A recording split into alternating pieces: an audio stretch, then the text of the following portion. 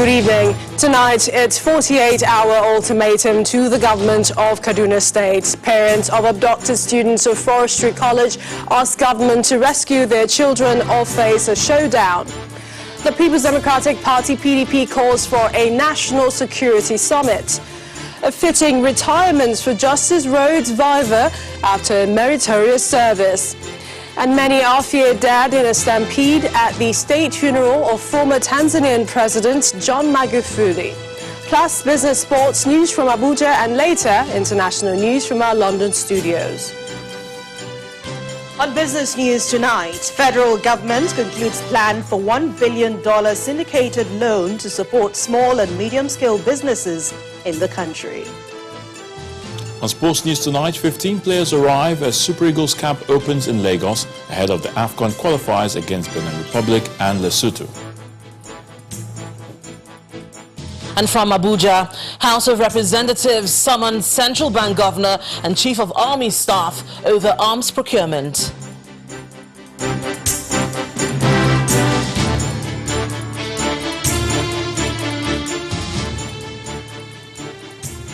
We begin tonight in Kaduna State, where parents of the 39 students kidnapped from the Federal College of Forestry Mechanization, AFACA, have issued a 48-hour ultimatum to the government and security agencies to facilitate the immediate release of the students.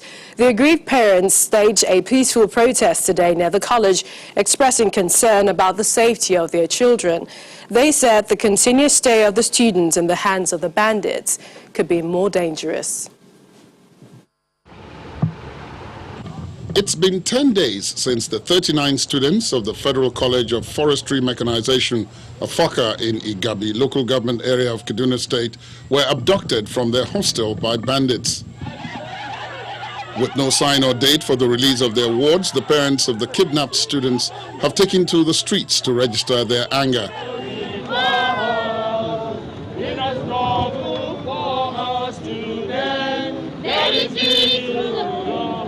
From the main gate of the college, the protesters blocked the road leading to the Kaduna airport from Mando, thereby causing heavy vehicular traffic.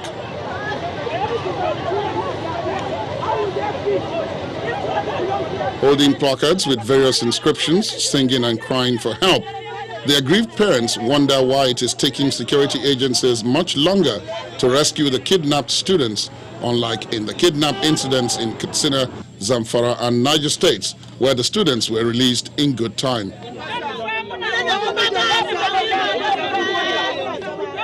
They issue an ultimatum to the government to facilitate the rescue of the students. We have called for this press conference to call the attention of government at the state and federal level and all stakeholders involved, and indeed the world, to act with dispatch to ensure the immediate and safe release of our children. This woman, Linda Abu, is the mother of one of the abducted female students. She wonders why her child will be a victim of kidnapping after the sacrifice our late husband made to the country's armed forces. Please hear our cry. Hear our cry and talk to the government. Let them come out to help us. Let them come out to help us. Although the Kaduna State government and security agencies are yet to respond to the ultimatum given by these parents, the state government has said it will not engage bandits in any form of negotiation or dialogue. Our position in the Kaduna State government has been clear, unequivocal and consistent. Bandits, cattle rustlers and armed militias must be degraded and decimated to a state of unconditional submission to constituted authority. We will neither negotiate with criminals of any description, nor support any grant of amnesty to them. What appears paramount at this point is for a collective collaboration of all stakeholders to ensure the safe and immediate release of the 39 students whose fate in the custody of their abductors is still unknown. Meanwhile, the bandits again struck in Kajuru, local government area of Kaduna State, where they killed a leader of the Fulani community identified as Alhaji Lao Musa. The Kaduna State Commissioner for Internal Security and Home Affairs, Samuel Arwan, confirmed that the victim was on a motorcycle with his elder brother, Alhaji Gide Musa, when the assailants opened fire on them.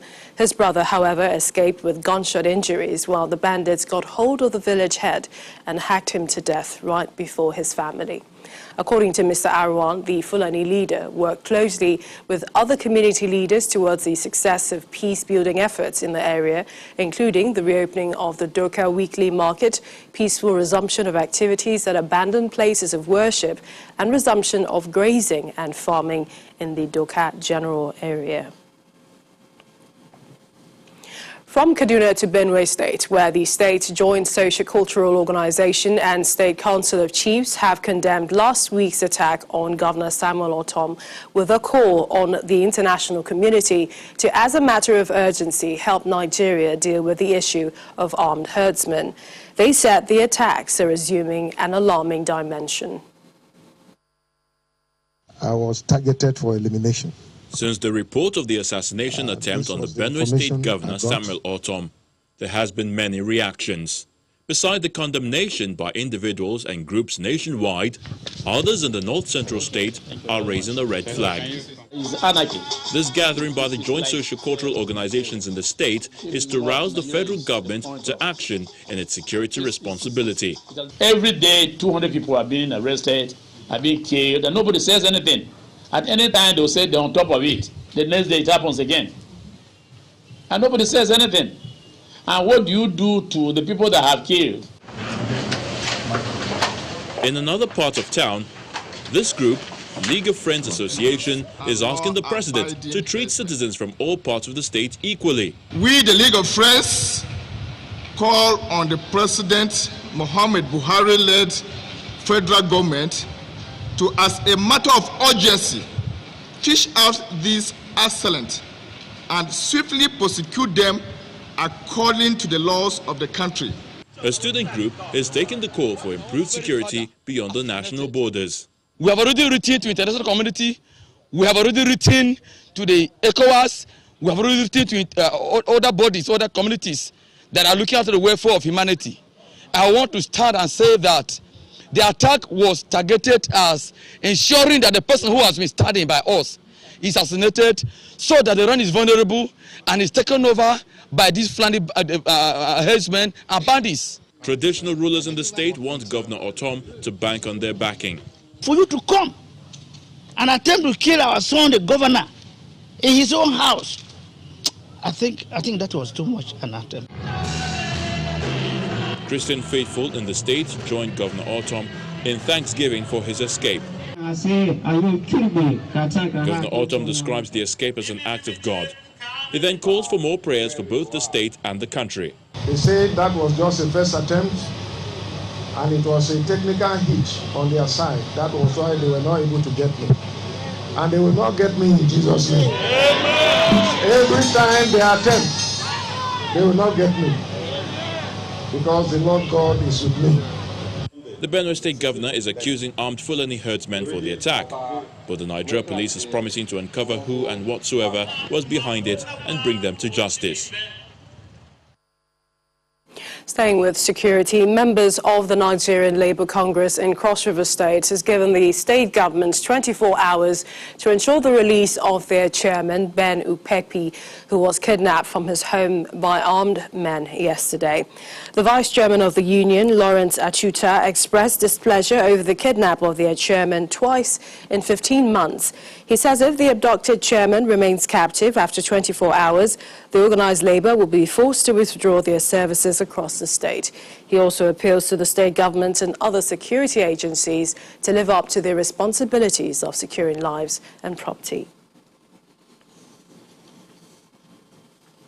In the meantime, the Minister of Defense, Major General Bashir Magashi, has restated the need to adopt kinetic measures to address the current security challenges in the country. At a security summit held at the National Defense College, Abuja, he assures that the current government is working hard to restore stability in the country and will continue to explore all possible approaches to making that possible. Our correspondent, Emperor Simon, has more. The Minister of Defense, Major General Bashir Magashi, arrives at the National Defense College and inspects the Guard of Honor. He is then accompanied by the Chief of Defense Staff, General Lucky Irabo, and other senior military officers into the hall for the conference, which aims at promoting kinetic operations as a major plan for counterterrorism and counterinsurgency in Nigeria. For the service chiefs, the summit offers an opportunity to get the buy-in of stakeholders in the deployment of kinetic action by the military in the fight against terrorism and insurgency in Nigeria. The specific objectives of the summit are to create functional awareness of the rationale for the kinetic efforts, promote buy-in and support of critical stakeholders in the polity, promote viable civil-military relations structures in support of the kinetic effort, promote possible deterrence from violent non-state actors, facilitate strategic communications, and promote a cohesive information strategy on the kinetic approach. The Minister of Defense leaves no one in doubt on the position of the federal government in restoring peace to Nigeria and securing a territorial integrity. The presidential directive to the armed forces of Nigeria and other security agencies underscores the use of all instruments of power to stabilize the security situation in the nation and provide good governance, as well as promote peace, stability, and development. The focus and objective use of kinetic operations therefore becomes very obvious. The discussion at the summit focuses on how to improve on the use of kinetic action, and there were suggestions on a military-civil relations approach, among other things. Kinetic action is the deployment of full military operations from the air, on the land, and in the sea against the enemy. These approaches often generated debates on how safe it is to operate. How this approach would be employed by the Nigerian military in the fight against Boko Haram and other insurgents is the immediate task ahead of the military. Emperor Simon, Channels Television News. For the Northern Elders Forum, Nigeria is currently in a defining moment in its history, which may determine its fate for a long time to come. The forum made its position known in a statement by its spokesperson, Dr. Hakeem Baba Ahmed, in which it deplored the handling of the various issues, especially security challenges, which have created a tense atmosphere across the country. In the words of the forum, it is no exaggeration to say that our country has never been so threatened by a combination of weak and ineffective governance and a determined effort from many quarters to capitalize on this weakness to attack the foundations which give all citizens and communities some comfort that we are not headed for a most certain irretrievable disaster. It condemns those it describes as opportunistic politicians plotting ahead of the 2023 elections and a situation where groups and individuals believe they can engage in acts that provoke, frighten, or otherwise cast doubt over the capacities of the state to protect the nation and citizens. The forum calls on leaders, elders, and other Nigerians to step up now and retrieve the country from imminent disaster, while restating its readiness to sit and discuss all the challenges facing the country with responsible groups and leaders. We're still talking national unity. Governor Rotimi Akeredolu of Ondo State says the people of the state would not support the secession plans being promoted by some Yoruba leaders. The governor said in a statement today that Ondo State will not permit any gathering or agitation which may suggest that the people are in support of the agitation which he describes as unthinking rabble-rousing. The statement reads in part, I state unequivocally, as the Governor of Ondo State, elected by the people to serve them and protect their interests, that our people have elected to stay in the Federal Republic of Nigeria as constituted at present. We recognize that there are reasons to demand that certain anomalies be put right. We will continue to encourage dialogue as an effective tool in resolving disputes. Governor Keredolu adds that the state will not support anyone or group of people still smarting from the electoral defeats of recent times and presumed exclusion from the process of decision-making in the country. Staying in Ondo State, men of the State Security Network Agency, otherwise known as Amotekun Corps, have arrested over 100 cows for flouting the open grazing law of the state. It was gathered that the cows were caught grazing on the busy Akure-Ilesha highway when they were accosted. The herdsmen were said to have taken to their heels upon sighting the operatives of the Corps abandoning their cows.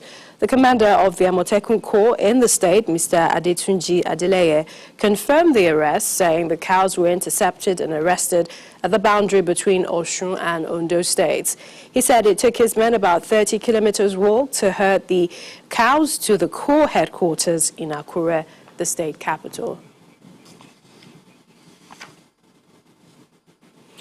In part two, after the break, 19 persons killed in Kaduna-Abuja highway truck accident, plus House of Representatives summoned CBN Governor, Chief of Army Staff over arms purchase. Please join us again.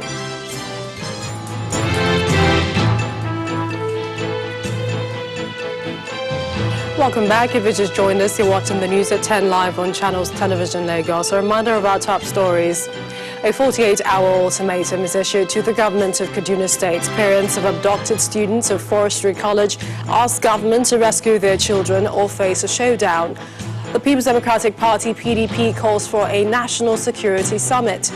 A fitting retirement for Justice Rhodes Viver after a meritorious service. And many are feared dead in a stampede at the state funeral of former Tanzanian President John Magufuli.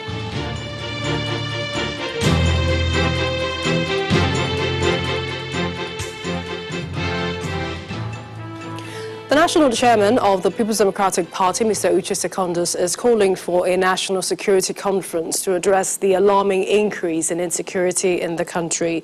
Mr. Secondus says the PDP would give the youths preferential treatments to vie for electoral positions in the 2023 general election. He was speaking at a summit for zonal and state youth leaders of the party in Abuja. Zonal and state youth leaders of the People's Democratic Party are meeting here as part of efforts to mobilize the youth ahead of the 2023 general elections. Insecurity is a danger to development, including politics, a reason why the national chairman of the party, Mr. Uche Secondus, takes a moment to talk about the security situation in the country and proffers this solution. I am particularly in pain how our country is being governed and what is currently happening. I am convinced beyond all reasonable doubt that those in government have lost control. And as you can witness, a governor of a state attacked forcefully with the aim to kill and to overthrow the government of Benue State. It has never happened before. Therefore, we urge the authorities, the APC government, headed by President Buhari, to now quickly, let it not be rhetorics, let it not be usual investigation. Let them come out clean and clear to bring those offenders to book.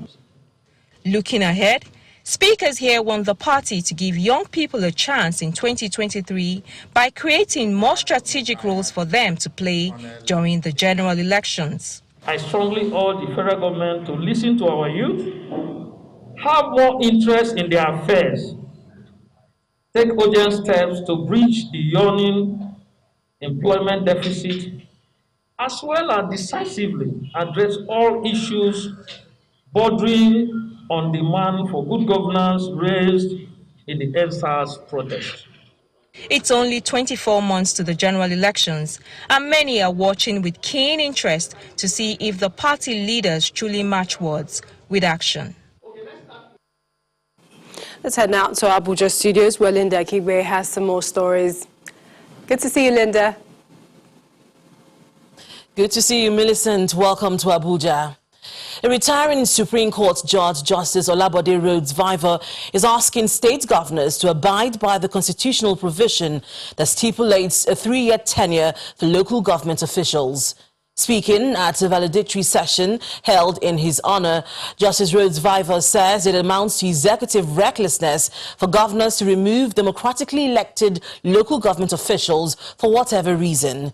He also frowns at the tradition which disentitles a female child from partaking in her father's estate, insisting that it breaches Section 42, subsection 1 and 2 of the 1999 Constitution.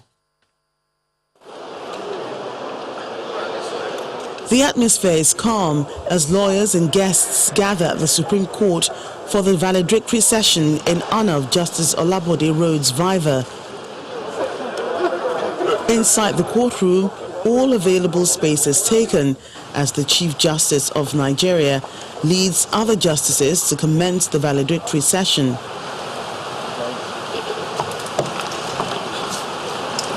In line with the tradition of the court, the CJN kickstarts the event as he extols the virtues of the retiring justice. His Lordship is a rajam and unblemished symbol of humility and piety. His proficiency in his mastery of law presents him as a man of honor and scholarship. Born on March 22, 1951, Justice Rhodes-Viver graduated from the University of Lagos in 1974 and was called to the bar in 1975.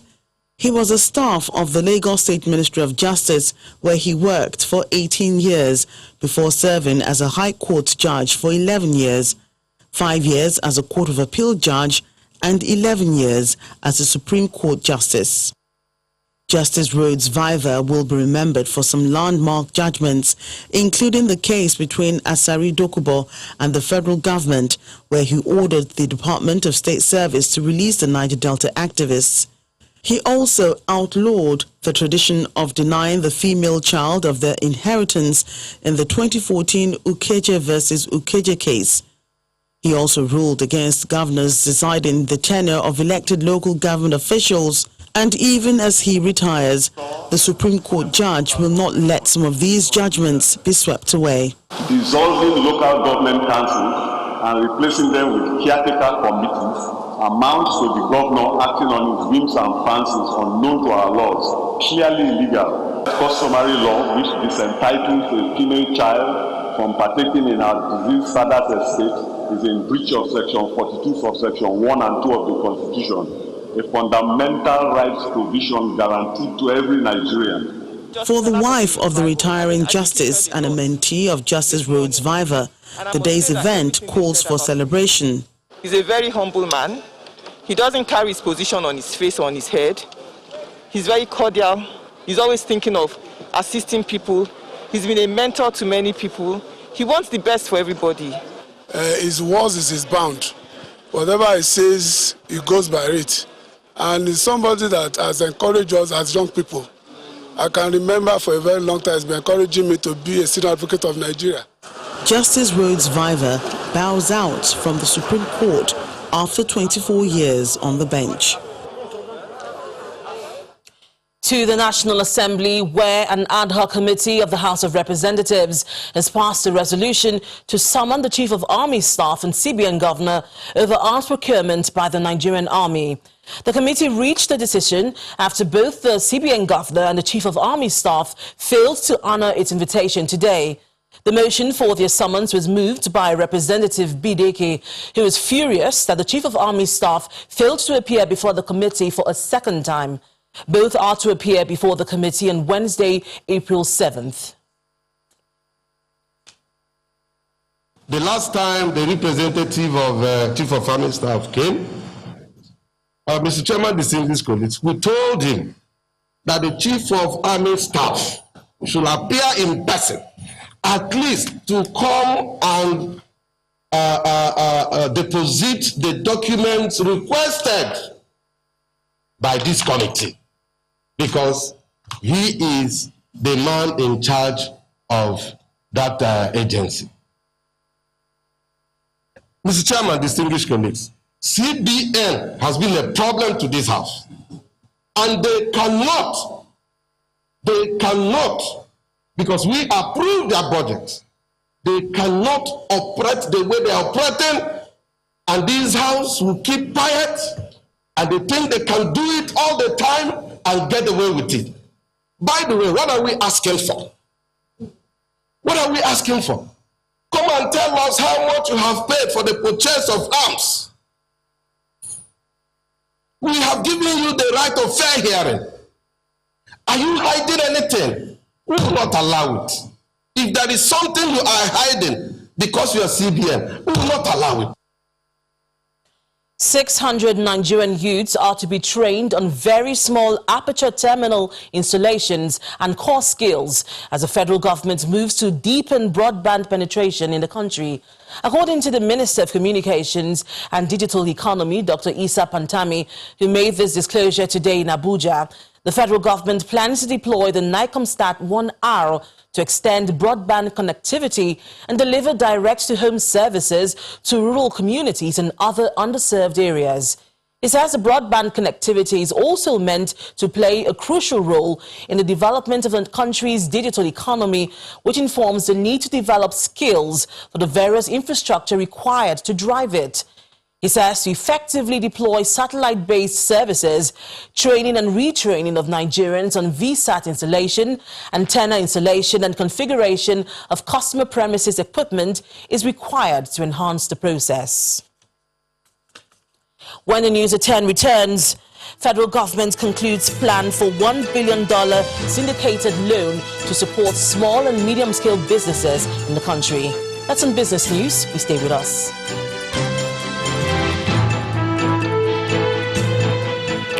At least 19 people have died in a motor accident on the Kaduna-Abuja highway, according to the Kaduna State Commissioner for Internal Security and Home Affairs, Mr. Samuel Arwan. The accident involving a commercial DAF truck was caused by a combination of speed and tire explosion, which made the vehicle to veer into the bush. He adds that a total of 53 people were involved in the crash, of which 16 died on the spot, with 3 others later confirmed dead. 34 others who sustained injuries of various degrees were evacuated from the scene by personnel of the Federal Road Safety Corps and rushed to hospital for treatment. To other stories, 100 teachers, 43 chief inspectors of education drawn from Edo and Delta states have been awarded certificates having successfully completed a capacity-building training under the Seplat Petroleum Development Company Teacher Empowerment Program. The award ceremony for the first set of graduates from the scheme held in Benin City, the Edo State capital, also featured an education roundtable with top professionals from the education sector discussing the provision of quality education as a national priority.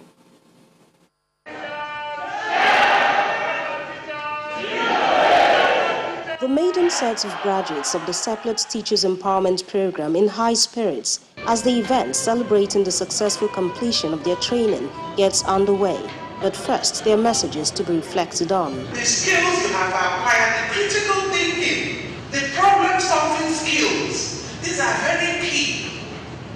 They are very, very key. You should properly internalize it and ensure that you use it to impact on your students. The ceremony also features an education roundtable with key professionals, which a political economist, Professor Patutomi, moderates. That you know that you matter. The gathering of dignitaries, including representatives of Edo and Delta state governments, as well as the traditional institution, thereafter witnesses the award of certificates to the graduates of the program. For the beneficiaries, it's more than a memorable moment. This opportunity Seplat have offered me has made me to be more of a professional. you can link the topics together, you can integrate, cooperate with other teachers to see how you can bring this.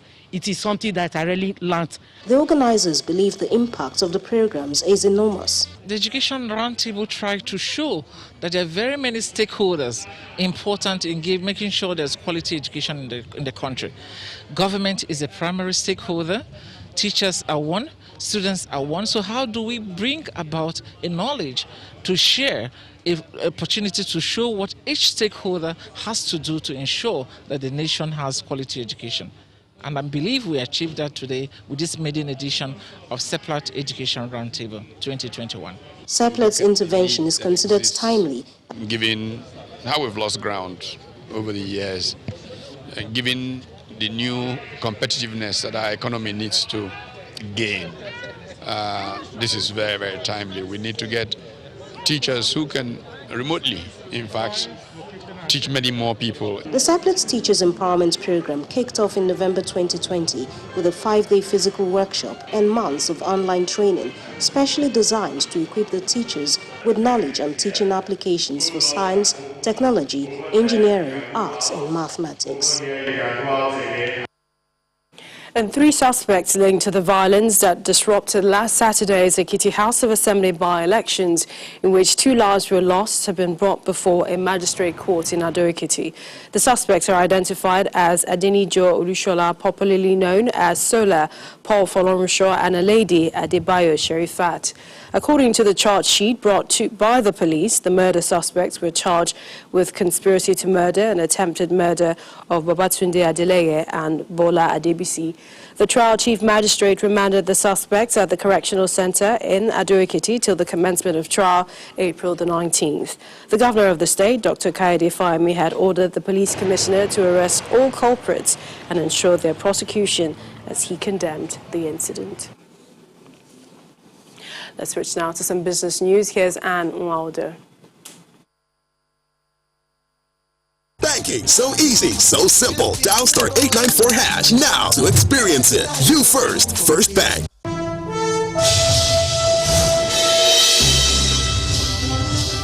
Thank you, Millicent. Hello and welcome to Business News. The federal government has concluded plans with international partners for $1 billion syndicated loan to assist micro, small and medium-scale enterprises in the country. In a statement released today, the Minister of Trade and Investment, Adeniyi Adebayo, says the facility is being coordinated by the Bank of Industry to effectively support MSMEs across key sectors of Nigeria's economy with affordable loans of medium to long-term tenor alongside moratorium benefits.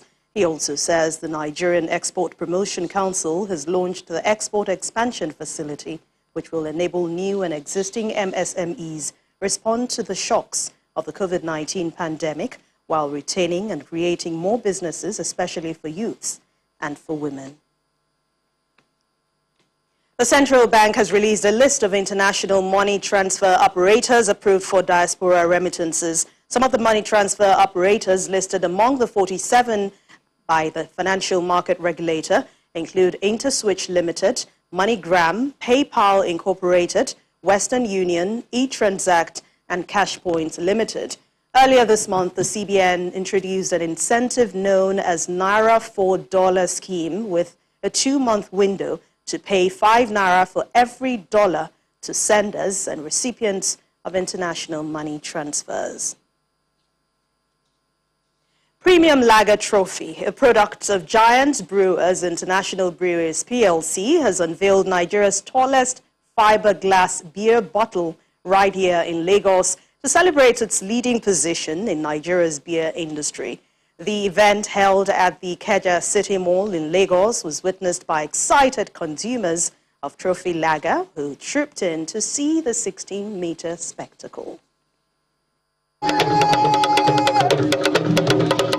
A unique blend of praise singing and dancing, the welcoming scene at this event, signifying the importance of everyone consuming the product.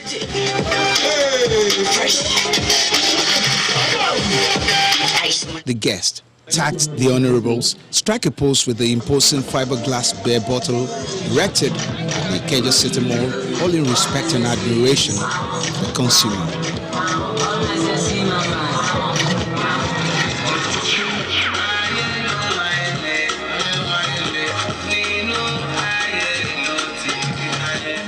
It's an evening of fun and exciting moments with music, dance and mingling.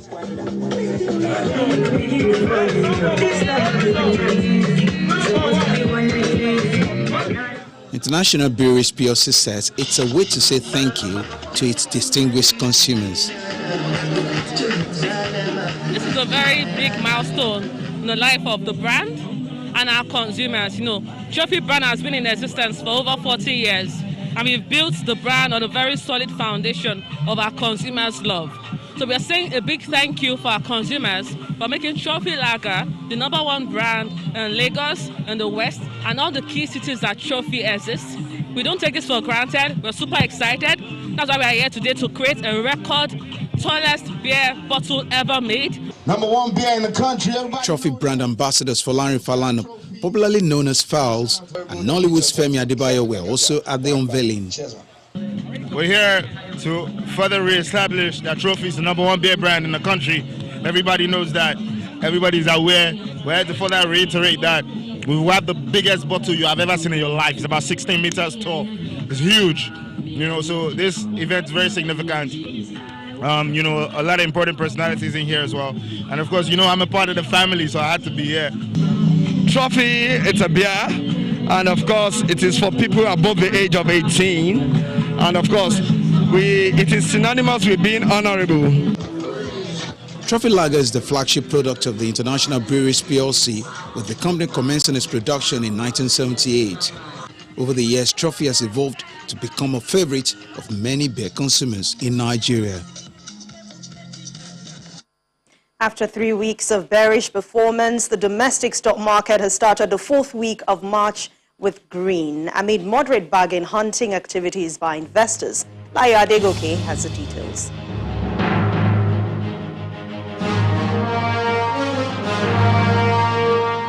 Thank you for joining us for the stock market report.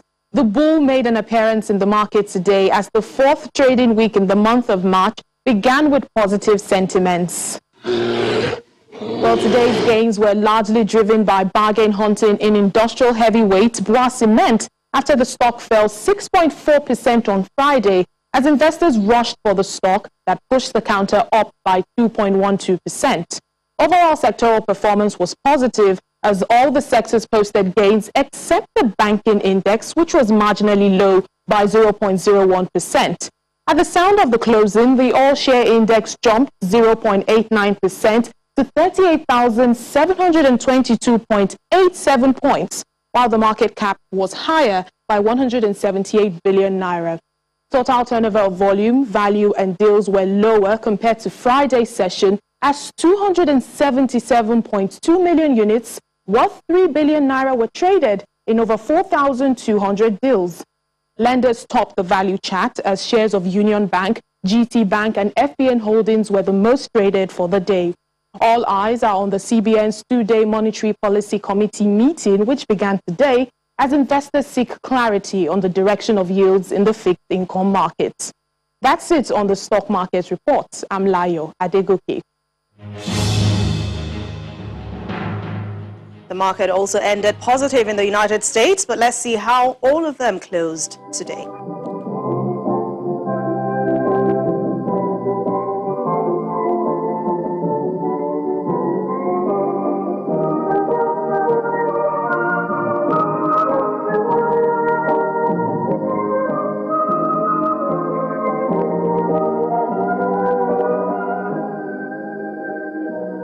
And that's Business News Tonight. Thank you for watching. The rest of the news at 10 continues now with Millicent. I'm Anne Nwawadu.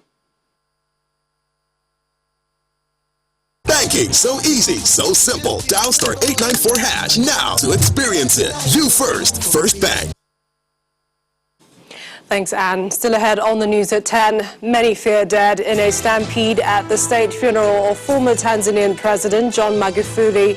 And more from our London studio and around the world in 5. Please stay with us. Reports say as many as 40 people may have lost their lives today during a stampede at the funeral of former Tanzanian President John Magufuli. Police say they will address the issue tomorrow. Here's Simon Pusey with more international news and around the world in 5. Welcome to the Channel Studios here in London with your international news around the world in 5. Australian authorities are preparing to evacuate thousands of people from flood-affected suburbs of Sydney after another day of heavy rains triggered the worst floods in 60 years. The unrelenting rains over the past 3 days swelled rivers in the state of New South Wales, causing widespread damage and triggering calls for mass evacuations. The fast-moving floodwaters have inundated houses, swept away vehicles and farm animals, and submerged roads, bridges, houses and farms. Authorities expect the wild weather to continue until Wednesday. 18,000 people have already been evacuated from low-lying areas of the state. Results from the long-awaited US trial of the Oxford AstraZeneca COVID vaccine have confirmed the shot is both safe and highly effective. The vaccine is 79% effective in preventing symptomatic illness and 100% effective against severe or critical disease and hospitalization. An independent data safety monitoring board identified no safety concerns related to the vaccine and, despite fears, found no increased risk of blood clotting or events characterized by blood clots. The trial of the former Canadian diplomat Michael Kovrig, who has been held in China for more than 2 years on espionage charges, has begun in Beijing. Now we see that the court process itself is not transparent. We're very troubled by this. It comes days after the United States raised concerns over the case at bilateral talks with China in Alaska. Mr. Kovrig is the second of 2 Canadians tried for spying in China this month, following the trial of businessman Michael Spavor on Friday. A court official told reporters no entry was allowed because the trial is a national security case. 8 out of a dozen Hong Kong activists detained last year by Chinese authorities after attempting to flee to Taiwan have been returned to the city. Known as the Hong Kong 12, the group were captured at sea by the Chinese Coast Guard last August as they tried to reach Taiwan by speedboat. The group were fleeing charges related to protest activities in Hong Kong. The pro-democracy activists were found guilty in December of attempting an illegal border crossing by a court and were sentenced to between 7 months and 3 years in jail. Russian jets have hit rebel training camps in northwestern Syria near the Turkish border, hours after Syrian artillery killed at least 7 civilians and injured at least 14 medics in an attack on a hospital. Video shows jets targeting a gas facility near Samada city in Idlib province. It's the latest attack on fuel facilities that are an economic lifeline for a region home to more than 4 million people. Volunteers tackled burning fuel tankers at Bab al-Hawa, while a gas facility was hit near Samada city in Idlib province. 20 police officers have been injured as police vans were set alight during clashes with protesters in the city of Bristol in southwest England. A demonstration against a government bill that would give police new powers to restrict protests turned violent as thousands of protesters converged on the city centre. Demonstrators set fire to police vehicles, aimed fireworks at officers, scaled a police building and sprayed graffiti on it. 7 people have since been arrested. Gibris Parfait-Colelas, the leading opposition presidential candidate in the Republic of Congo, has died a day after the country went to the polls. Mr. Colelas was hospitalized on the eve of the elections and died of COVID-19 in a medical aircraft that was taking him to France for treatment. A video dated a couple of days before his death showed Colelas wearing an oxygen mask as he lay in a hospital bed. The runner-up in the 2016 presidential election was 66 years old when he died. The US Senator Chris Coons and Ethiopia's Minister of Foreign Affairs Demeke Mekonnen have held talks over Addis Ababa continuing to fill its Renaissance Dam for a second year. The talks come at a time of increased tension between Ethiopia and its Nile Valley neighbours, Sudan and Egypt. Earlier this month, Ethiopia rejected a Sudanese proposal to have an international quartet mediate the dispute, which would include the United Nations, the US, European Union and the African Union, to solve the stalled negotiations. Ethiopia started filling the reservoir behind the dam last year. And finally, artwork produced by a robot has gone up for auction for the very first time. Known as Sophia, the robot was unveiled in 2016 and produced the artwork alongside the Italian digital artist Andrea Bonaccetto. I am painting my feelings. He said the collaboration aimed to make a statement in the art and technology worlds where AI robots and humans collaborate. And that's your international news around the world in 5. Now back to the Channel studios in Lagos. Many thanks, Simon. With 11 days to the start of the 20th National Sports Festival, the Federal Ministry of Youth and Sports Development and the Edo State government have met and agreed on guidelines for the multi-sport event. All athletes, officials from the 35 states and the FCT participating in the National Sports Festival must take COVID-19 tests 72 hours before departure. The Super Eagles of Nigeria had a light training at the gym this morning ahead of the AFCON qualifier games against Lesotho and Benin Republic on the 27th and 30th of this month. Coach Gunnar Ruhr supervised the gym workout with the early arrivals that included captain of the side Ahmed Musa, vice skipper William Trist Ekong, Ola Aino, Shemi Ajayi, Henry Onyekuru and Ogenekaro Etebo. South Africa's national football team is ready for the tough task ahead as they prepare to face Ghana and Sudan in the AFCON Group C qualifiers. Head coach Molefi Nskeki and the team doctor Tulani Ngewenya outlines the challenges facing the team in relation to COVID regulations and its foreign-based players. That sports news is back to you, Millicent.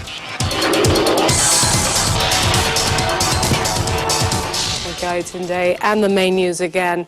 Parents of the abducted students of the Kaduna Forestry College today gave a 48-hour ultimatum to the state government to rescue their children or face a showdown. But the state government is standing by its position of not dialoguing with bandits. That's news at 10 tonight. Thank you for watching. I'm Millicent Nwaka. Stay safe. Have a good night.